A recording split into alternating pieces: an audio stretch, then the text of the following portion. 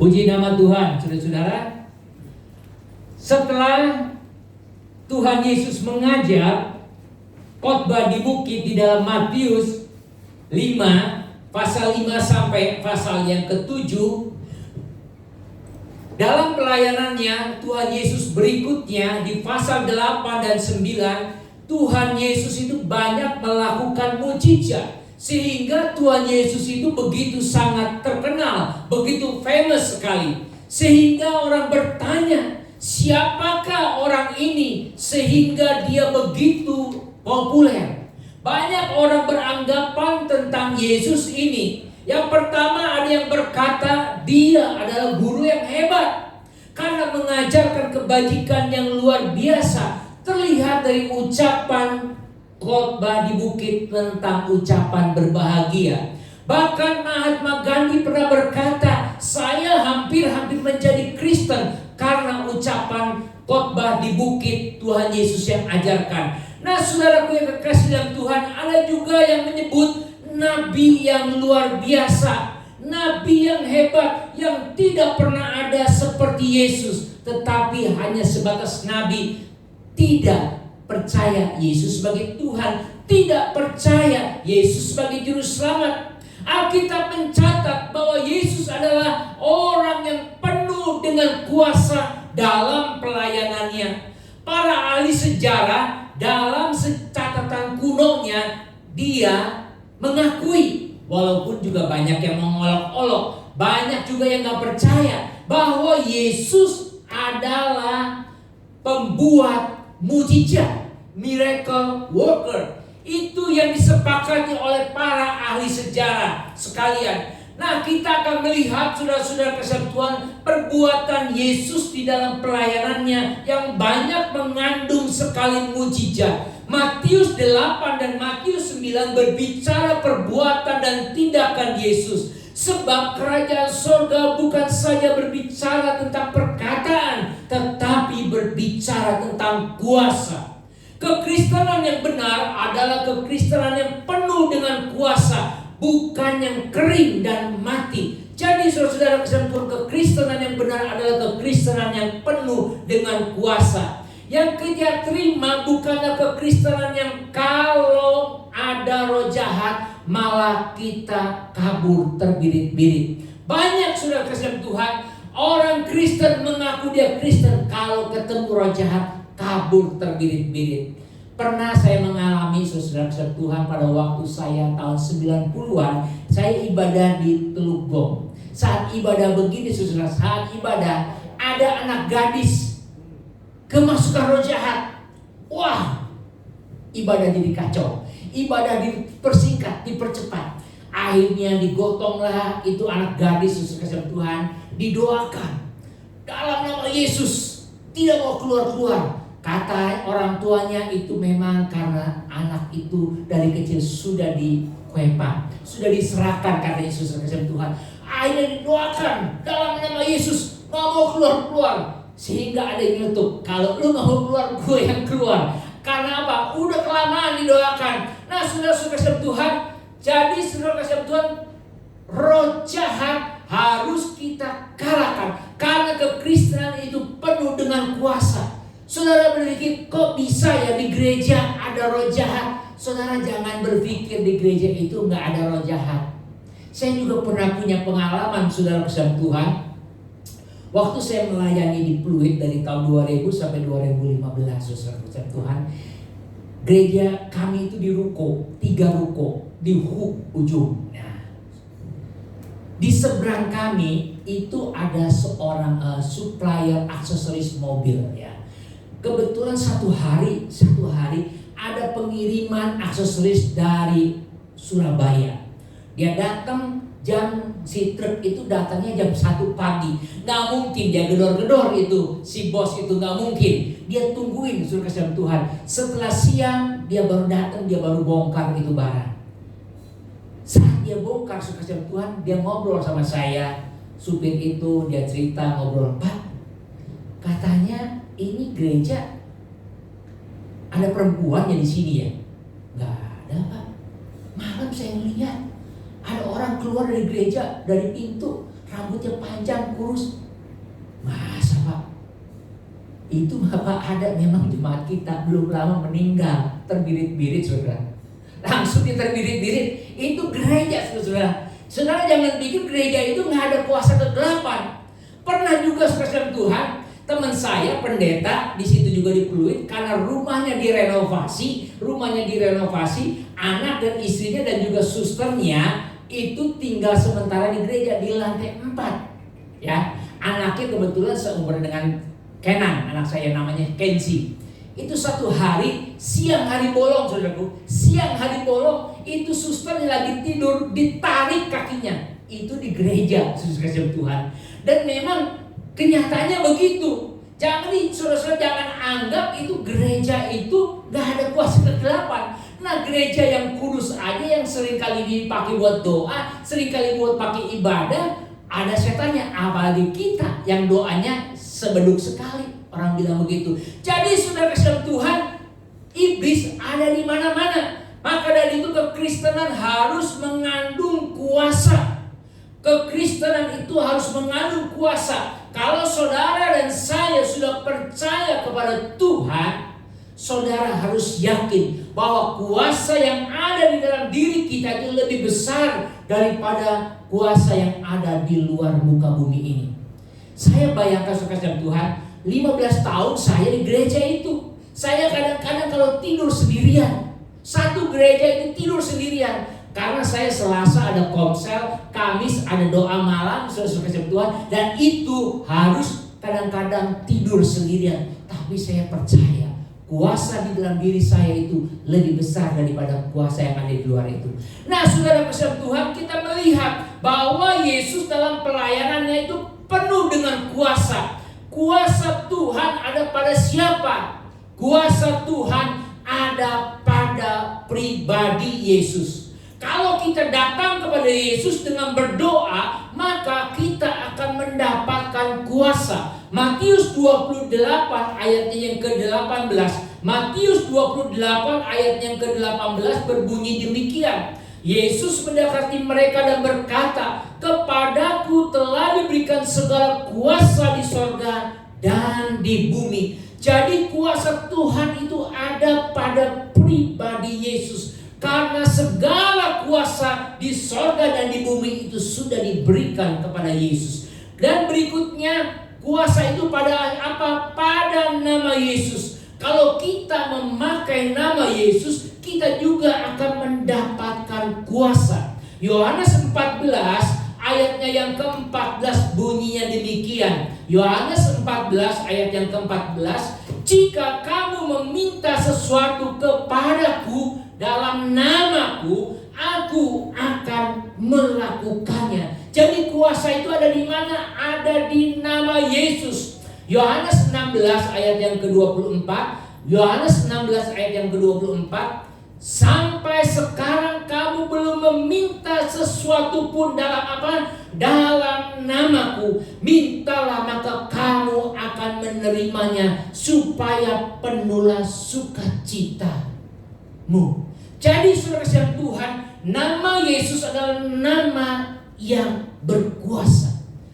Saat engkau dan saya percaya kepada Tuhan, menyebut nama Yesus, nama itu adalah nama yang penuh dengan kuasa. Dalam Matius 8 dan Matius 9, kita akan melihat Tuhan Yesus berkuasa atas keempat hal. Yang pertama, Tuhan Yesus berkuasa atas sakit penyakit. Tuhan Yesus berkuasa menyembuhkan hamba seorang perwira. Tuhan Yesus menyembuhkan mertua daripada Petrus. Tuhan Yesus juga menyembuhkan perempuan yang pendarahan 12 tahun. Tuhan Yesus juga berkuasa atas apa? Bukan sekadar atas sakit penyakit, tetapi Tuhan Yesus berkuasa juga atas alam, yaitu angin ribut diredakan. Kuasa juga atas roh jahat. 2 orang yang kerasukan di Gadara atau Gerasa itu diusir oleh Tuhan Yesus. Yang keempat, Tuhan Yesus berkuasa atas maut. Saat pegawai perwira yang anaknya yang mau, pegawainya yang mau mati, Tuhan Yesus bisa sembuhkan. Nah, itulah saudara Tuhan.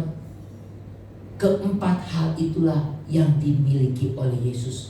Kesamaan semua kasus kesembuhan dan mukjizat dalam Matius 8 dan 9 adalah bahwa semua orang datang kepada Yesus. Yang tadi saya ceritakan, semuanya itu datang kepada Yesus untuk dapat akses ke kuasa Yesus, kuasa atas roh jahat, kuasa atas penyakit, kuasa atas alam, kuasa atas kematian.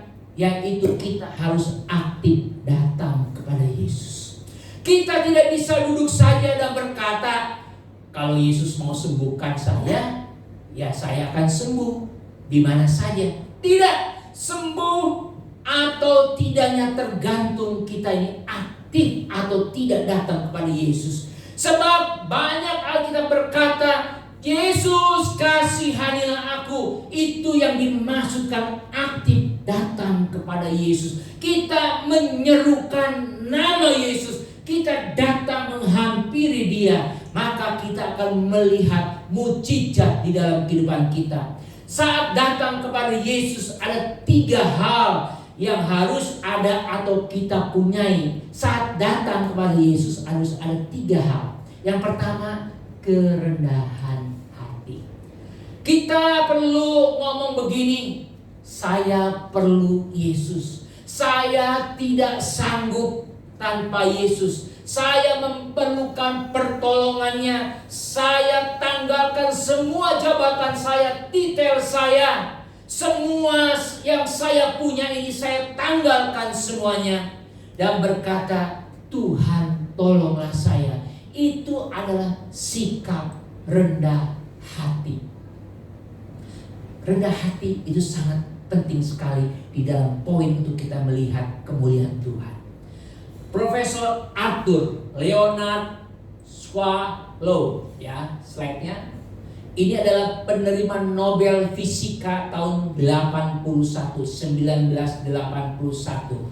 Arthur berkata, ketika melihat alam semesta, orang jangan bertanya tentang bagaimananya, tetapi mengapa alam semesta ini ada.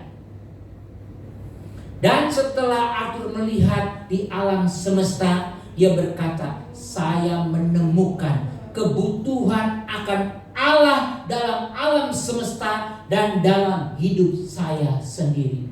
Jadi Arthur ini seorang yang sangat jenius sekali, penemu fisika yang sangat terkenal sekali. Dia berkata, kita ini memerlukan Tuhan.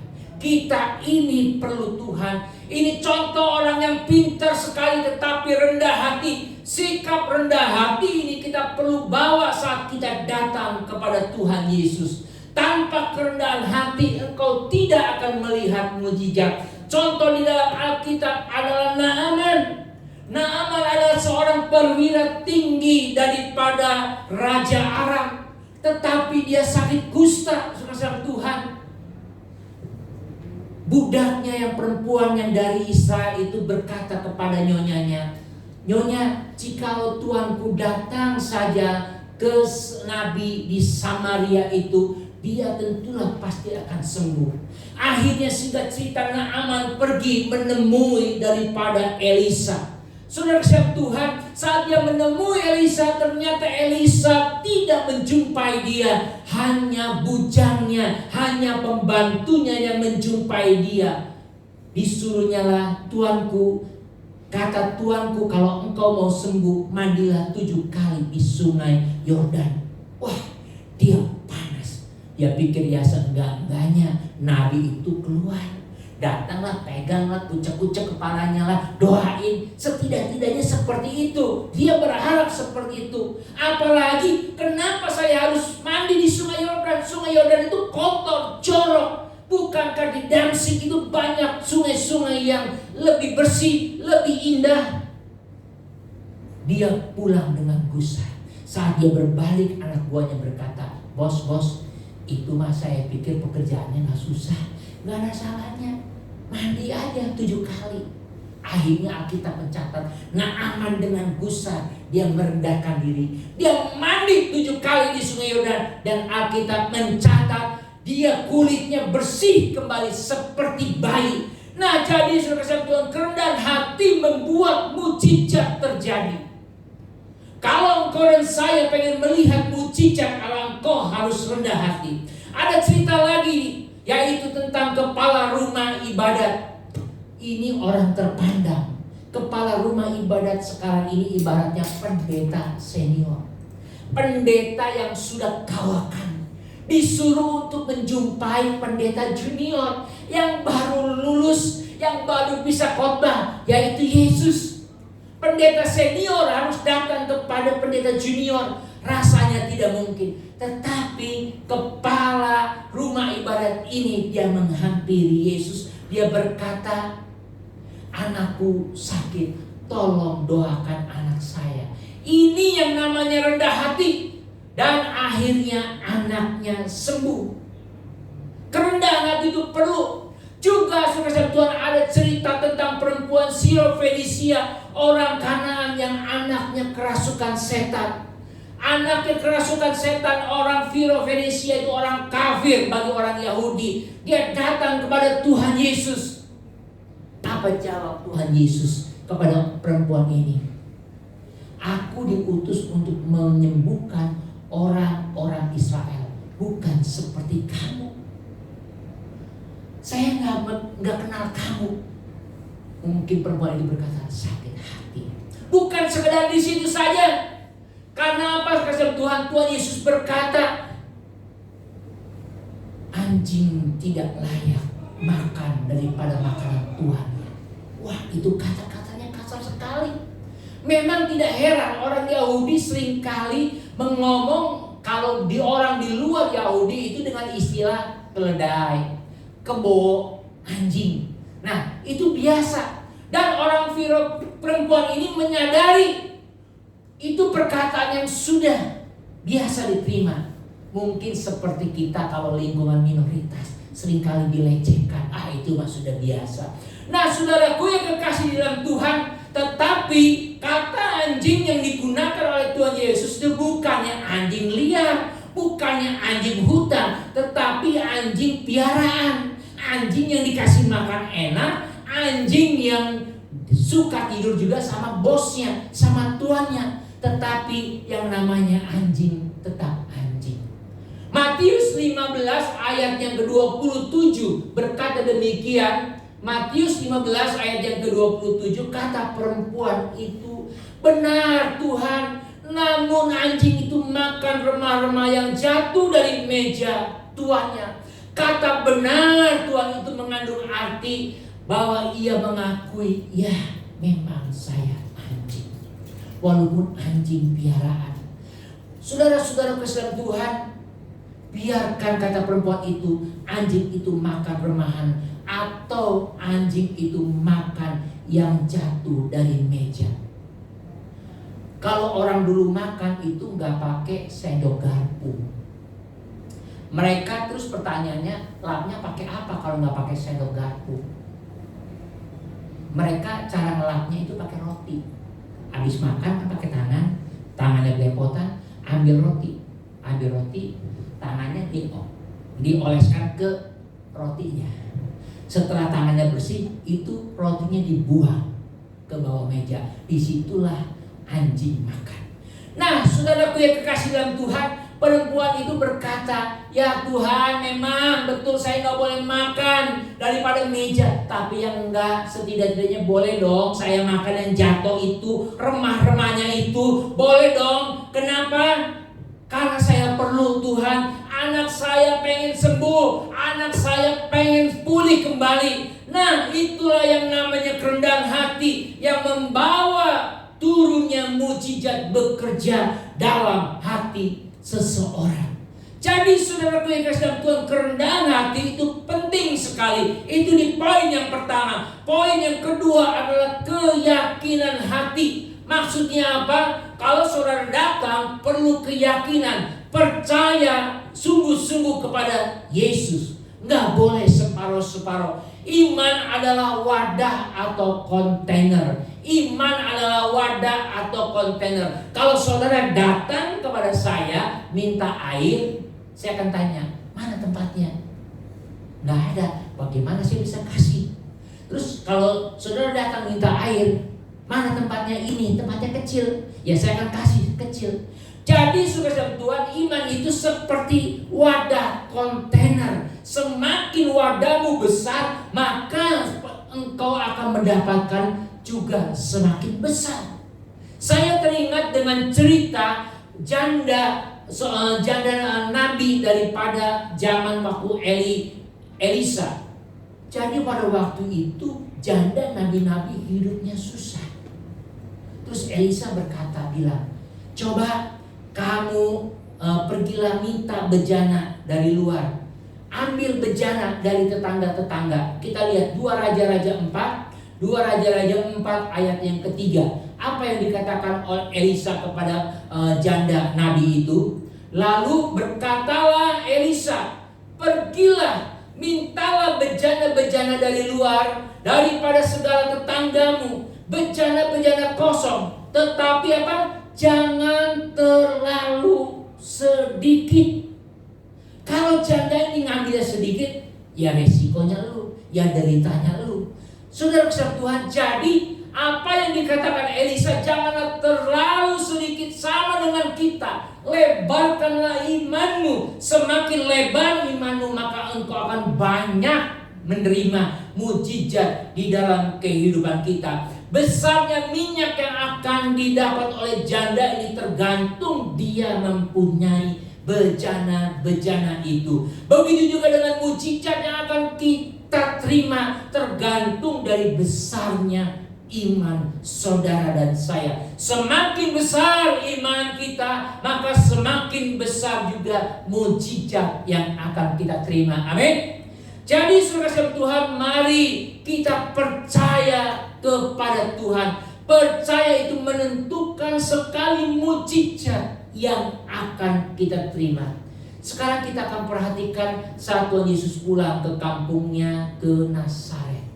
Dalam Matius 13 ayat yang ke-58, apa yang terjadi saat Tuhan Yesus datang pulang ke kampungnya di Nazaret? Apa yang terjadi? Tidak terjadi apa-apa. Lihat, Matius 13 ayat 58 bunyinya demikian.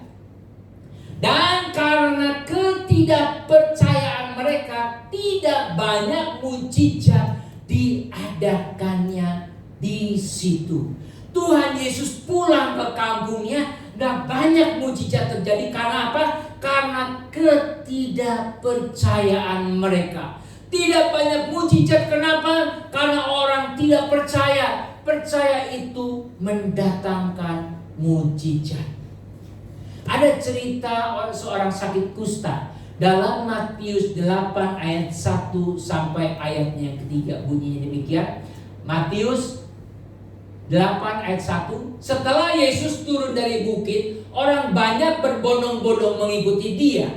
Maka datanglah seorang yang sakit kusta kepadanya, lalu sujud menyembah dia dan berkata, Tuhan, jika Tuhan mau, Tuhan dapat mentahirkan aku. Ayat yang ketiga. Lalu Yesus mengulurkan tangannya menjamah orang itu dan berkata, aku mau, jadilah engkau tahir. Seketika itu juga tahirlah orang itu daripada kustanya. Nah, saudaraku yang kekasih dalam Tuhan, begitu juga dengan perwira di Kapernaum, saudara Tuhan. Jika Tuhan mau, pasti mujizat Allah akan terjadi di dalam kehidupan kita. Kesembuhan terjadi datang karena iman. Kesembuhan terjadi datang karena engkau dan saya percaya kepada Tuhan. Perwira yang di Kapernaum juga sama, saudara Tuhan. Ketika anak buahnya sakit, dia datang kepada Yesus. Tuhan, anak buahku sakit. Apa jawab Tuhan Yesus? Baik, saya datang saja ke rumah. Oh, jangan Tuhan. Jangan Tuhan datang. Kenapa? Jangan datang. Karena saya juga punya atasan, saya juga punya bawahan. Kalau atasan menyuruh saya, maka saya akan jalan. Jikalau saya juga menyuruh bawahan saya, maka saya akan jalan. Nah, engkau tinggal mengatakan sepatah kata saja, maka saya yakin anak buah saya akan sembuh. Tuhan Yesus bilang apa? Jarang sekali aku melihat iman seperti ini. Udah pulang. Kenapa? Anak buahmu sudah sembuh. Nah, saudaraku yang kekasih dalam Tuhan, kalau kita percaya sungguh-sungguh kepada Tuhan, maka Tuhan akan menyembuhkan kita. Ada juga cerita yang lain, perempuan yang sakit pendarahan 12 tahun.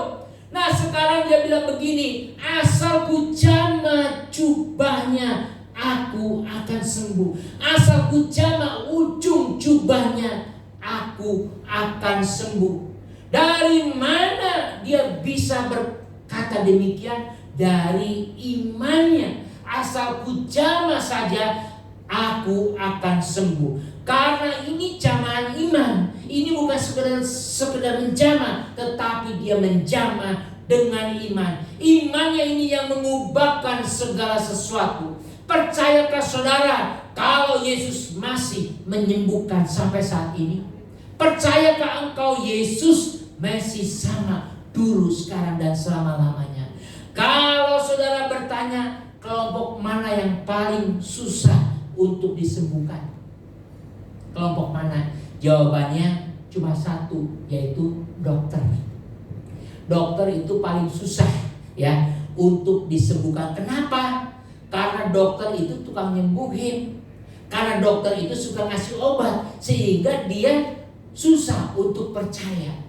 Tetapi saudaraku yang kekasih dalam Tuhan, tahu nggak saudara? Di Amerika itu ada survei. Di Amerika ada survei terhadap 1.100 dokter di Amerika, ditanyakan tentang mujizat. Dikatakan 73% dokter percaya mujizat masih ada. 73% dari 1.100 dokter di Amerika percaya mujizat masih ada. 55% dokter pernah melihat mujizat terjadi saat dia praktek. 59% dokter berdoa untuk pasien. 67% dokter menganjurkan pasien berdoa. Nah, saudaraku yang kekasih dalam Tuhan, ternyata para dokter juga masih ada yang percaya, walaupun banyak yang tidak percaya. Nah, saudara-saudara, untuk menerima mujizat kita perlu keyakinan hati. Amin. Untuk kita melihat mujizat, kita perlu keyakinan hati. Yang ketiga, perlu kesungguhan hati. Terkadang orang datang kepada Tuhan dengan setengah hati, tidak dengan sungguh hati. Tapi ada cerita dalam Alkitab tentang orang lumpuh yang digotong oleh 4 orang. Ya, ada cerita. Ada orang lumpuh digotong oleh 4 orang. Mereka masuk karena saking banyaknya orang di rumah itu. Dia masuk, dia naik ke atap rumah itu, dia bongkar. Coba slide-nya. Nah, ini saudara-saudara, ini model bentuk rumah orang Yahudi ya. Atapnya ini tanah, nggak seperti kayak kita genteng. Dan tangganya nggak di dalam, tangganya di luar. Karena di lingkungan itu banyak orang berkerumun, akhirnya orang lumpuh yang digotong oleh 4 orang itu, dia naik ke atas, dia jebol itu atapnya. Pertanyaannya, rumah siapa yang dijebol? Pertanyaannya, rumah siapa yang dijebol? Ternyata saudaraku yang kekasih di dalam Tuhan, Markus mencatat bahwa yang dijebol itu rumahnya Tuhan Yesus. Kita lihat Markus 2 ayat 1 sampai yang ketiga. Markus 2 ayat 1. Lalu kemudian sesudah lewat beberapa hari, waktu Yesus datang lagi ke Kapernaum, tersiarlah kabar bahwa ia ada di rumah. Ayat yang kedua, maka datanglah orang-orang berkerumun sehingga tidak ada lagi tempat, bahkan di muka pintu pun tidak. Sementara ia memberitakan firman kepada mereka. Ayat yang ketiga, ada orang-orang datang membawa kepadanya seorang lumpuh digotong oleh 4 orang. Ini 4 orang imannya sungguh-sungguh. Sungguh-sungguh dia datang kepada Tuhan. Ya cuma saudara Tuhan, kalau sungguh-sungguh ya jangan keterlaluan, jangan sampai jebolin rumah orang. Tuhan Yesus udah dimintain tolong, dijebol juga rumahnya saudara Tuhan. Ini sungguh keterlaluan. Nah saudara Tuhan, keempat orang itu mungkin karena sudah putus asa, sudah desperate. Tetapi saudara Tuhan, tindakannya itu menunjukkan kesungguhan hati. Cerita ini menggambarkan orang yang sungguh-sungguh luar biasa mencari Tuhan. Dan kita melihat, kalau saudara baca cerita berikutnya, orang lumpuh itu disembuhkan. Jadi orang gak setengah-setengah kalau datang kepada Tuhan. Kalau kita mau mencari Tuhan, jangan separuh-separuh, harus sungguh-sungguh. Saya ingat dengan jemaat yang saya layani dulu waktu di Pluit, ada seorang bapak-bapak, dia bilang, dia cerita ke saya, kalau kita mau ikut Tuhan itu harus sungguh-sungguh, gak boleh separuh-separuh. Seperti kalau kita masuk ke kelompok mafia, katanya, kalau kita gak sungguh-sungguh, kita pasti akan dimatikan. Jadi lebih baik lu kalau sudah masuk, ya udah terjun aja. Sama dengan juga kita ke gereja. Karena kenapa? Karena saudara Tuhan, sebelum percaya Tuhan, bapak ini, waduh, hidupnya cukup agak berantakan saudara Tuhan. Dia bilang, saya pernah katanya nginep di hotel, ya, nginep di hotel 3 tahun, nggak pernah pulang. Kalau pulang dari kantor, dari pabrik, dia langsung ke hotel itu 3 tahun, ya. Terus seringkali dia bergumul dengan orang-orang penjahat, ya. Jadi dia tahu kalau kita sudah berkecimpung itu nggak boleh setengah-setengah. Sama, kata dia bilang, kalau kita ke gereja kita nggak boleh setengah-setengah. Kalau kita percaya sama Tuhan Yesus tidak boleh setengah-setengah, harus sepenuh hati. Nah saudara Tuhan, itulah sebabnya jikalau kita pengen melihat mujizat terjadi dalam kehidupan kita, kita harus dengan sepenuh hati percaya kepada Tuhan, percaya sungguh-sungguh kepada Tuhan. Pertanyaannya saudara Tuhan, di tempat mana kita ini tidak bisa melihat mujizat Tuhan? Di tempat banyak dokter. Kenapa di kota-kota besar itu jarang sekali terjadi mujizat? Jawabannya sederhana, jawabannya simpel. Karena di kota-kota besar banyak dokter spesialis. Kalau sakit ngapain? Kan tuh ada dokter tuh, itu dokter terkenal tuh, antri tuh kalau datang dapat gilirannya sampai pagi-pagi, kita ke dia aja. Tetapi saudara Tuhan, ketika kita berada di tengah hutan, nah itu bagaimana?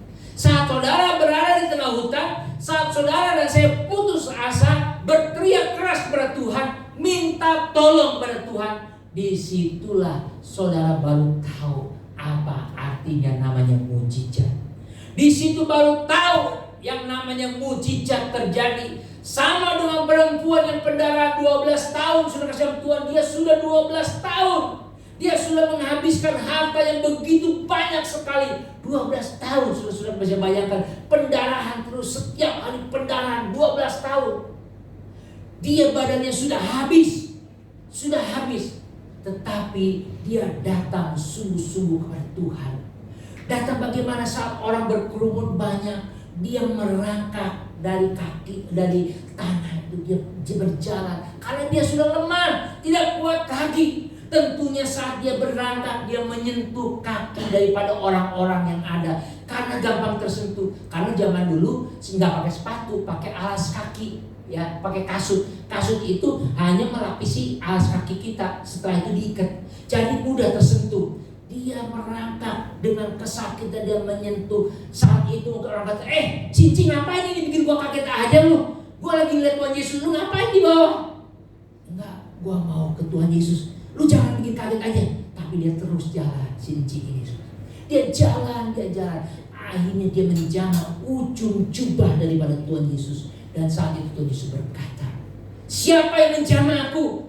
Karena ada tenaga yang keluar dari dalam diriku.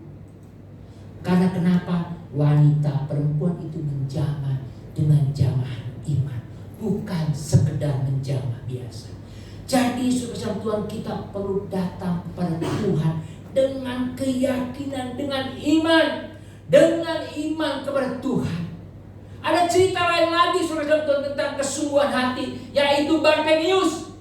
Bartimius saudara Tuhan, dia duduk di pinggir kota, Tuhan Yesus lewat. Saat dia duduk di pinggir kota Yeriko, Tuhan Yesus lewat. Kalau saat itu Bartimius sudah sembuh, dia tidak akan sembuh selamanya. Kenapa? Karena Tuhan Yesus lewat yang terakhir kali. Setelah itu dia melewat-lewat lagi. Nah, saat Tuhan Yesus lewat, dia berteriak, "Yesus, anak Daud, kasihanilah aku.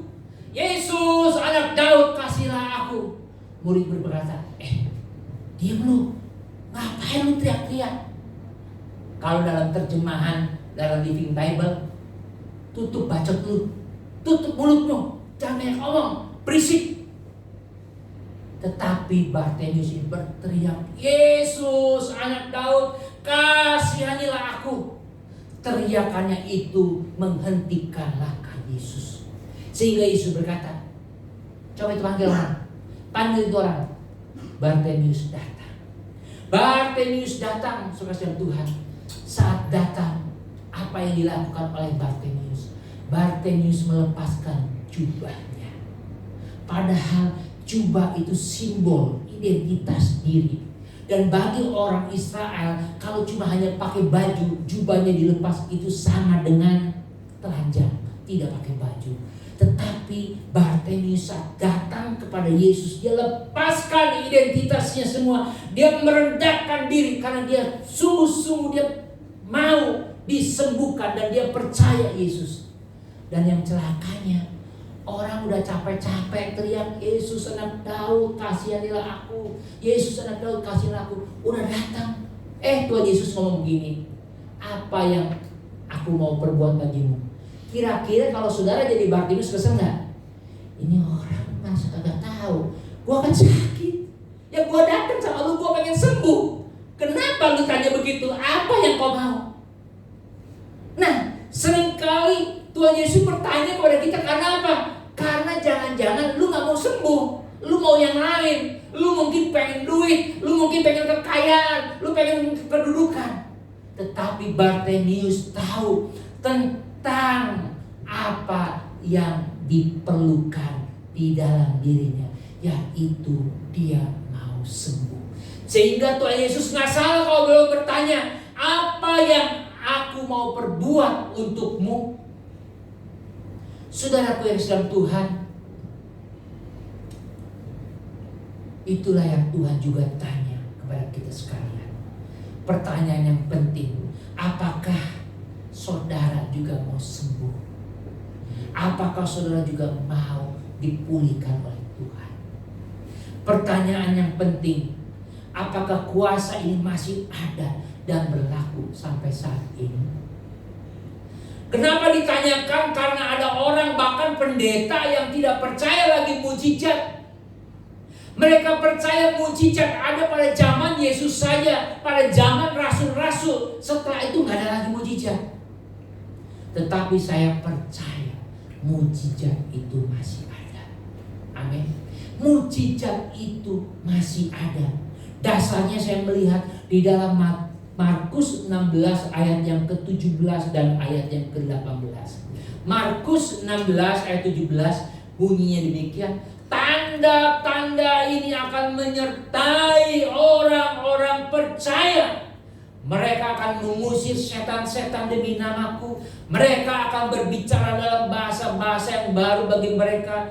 Mereka akan memegang ular, dan sekalipun mereka minum racun maut, mereka tidak akan mendapat celaka. Mereka akan meletakkan tangannya atas orang sakit, dan orang itu akan sembuh." Ini salah satu dasar ayat saya masih percaya bahwa mujizat itu masih ada sampai saat ini. Amin. Bahkan di dalam Matius 28 ayatnya yang ke-20b, Matius 28 ayat yang ke-20b berbunyi demikian. Tuhan Yesus berkata, "Dan ketahuilah, Aku menyertai kamu senantiasa sampai akhir zaman." Jadi kalau Tuhan menyertai kita sampai akhir zaman, berarti juga Dia tetap akan mengadakan mujizat bagi saudara dan saya. Penyertaan Tuhan sampai akhir zaman. Juga di dalam Yakobus 5 ayat yang ke-14. Yakobus 5 ayat yang ke-14 dan 15 berbunyi demikian.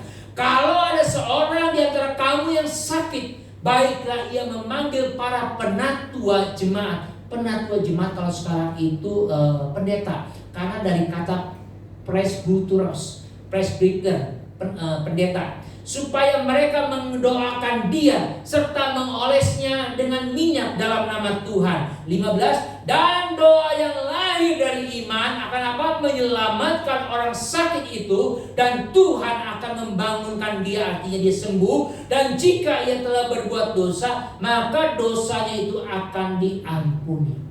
Dengan ayat-ayat tadi, saya percaya mujizat masih ada bagi orang yang sungguh-sungguh percaya kepada Tuhan Yesus. Amin. Apapun saat ini pergumulan hidupmu, apapun sakit penyakit, percayalah kepada Tuhan. Tapi timbul pertanyaan kembali, kenapa masih ada orang Kristen yang sakit? Bahkan di antara kita, kenapa masih ada yang demikian? Kalau kuasa yang begitu besar itu masih ada.